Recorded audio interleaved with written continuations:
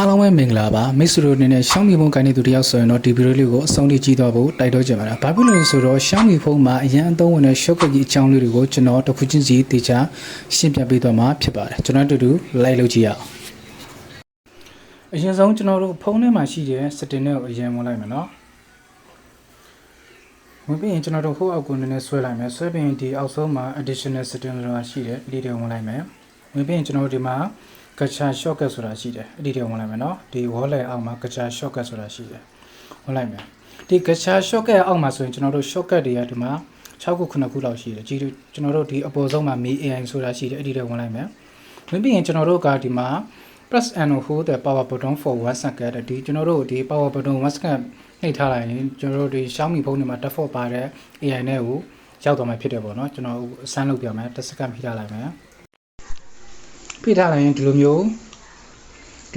AI နဲ့ကိုရောက်သွားတာပေါ့နော်အဲ့ဒီအောင်ပြောတာဖြစ်ပါတယ်ပြန်ထွက်လိုက်မယ်ထွက်ပြင်ကျွန်တော်တို့ဒုတိယတစ်ခုကတက်ရ screenshot ရိုက်တာပေါ့နော်ဒီကျွန်တော်တို့ဒီအပေါ်ဆုံးမှာဆိုရင် slide 3 finger down ဆိုတာကျွန်တော်တို့လက်သုံးချောင်းကို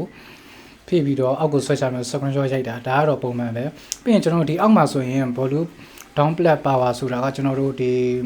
အတန် short တဲ့ cloud နဲ့ဒီ power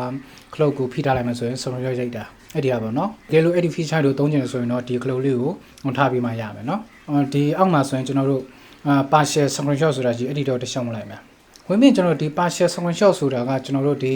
screen တစ်ခုလုံးကို screenshot ရိုက်တာမဟုတ်ဘဲနဲ့ကျွန်တော်တို့လိုချင်တဲ့အပိုင်းလိုပဲကွက်ပြီးတော့ screenshot ရိုက်တာအဲ့ဒါဆိုရင်သူကဒီမှာဆိုရင်ဒီလက်သုံးချောင်းပေါ့နော်ဒီ screen ပေါ်မှာဖိထားပြီးလို့သူကပြောတယ်ကျွန်တော်တစ်ချက်ဆန်းပြမယ်ဒီမှာဖိထားလိုက်မယ်ဆိုရင်သူကဒီကျွန်တော်တို့အပေါ်ဆုံးမှာရှိတယ်ဘယ်လိုသွားချင်လဲကျွန်တော်တို့ဒီမှာ default သွားချင်တာဒီမှာအဝိုင်းလေးတော့သွားချင်တာဒီဘက်ကဆိုရင်4000ဒီအလဲဟာဆိုရင်ကျွန်တော်တို့လိုချင်တဲ့ဟာလေးပဲကွက်ပြီးတော့ရိုက်တာဒီမှာဆိုရင်ကျွန်တော်တခုယူပြမယ်ဒီမှာဒီလိုမျိုးလေးယူတာပါเนาะအဲ့လိုမျိုးလေးယူတာတော့အပြင်ပြန်ထွက်လိုက်မယ်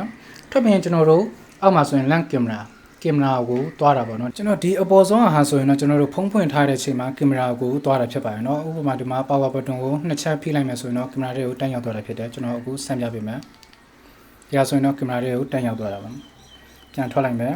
ပြီးရင်ကျွန်တော်ဒီအောက်ကဟာဆိုရင်သူက double press button down နားနဲ့ screen in lock ကျွန်တော် screen ပိတ်ထားတဲ့အချိန်မှာဒီဟာကိုကျွန်တော်ကင်မရာကိုတွားချင်တယ်ဆိုရင်တန် short တဲ့ cloud ကိုနှစ်ချက်နှိပ်လိုက်မယ်ဆိုရင်ကျွန်တော်တို့ကင်မရာတွေကိုရောက်သွားတာဖြစ်တယ်เนาะကျွန်တော်အပြင်ပြန်ထွက်လိုက်မယ်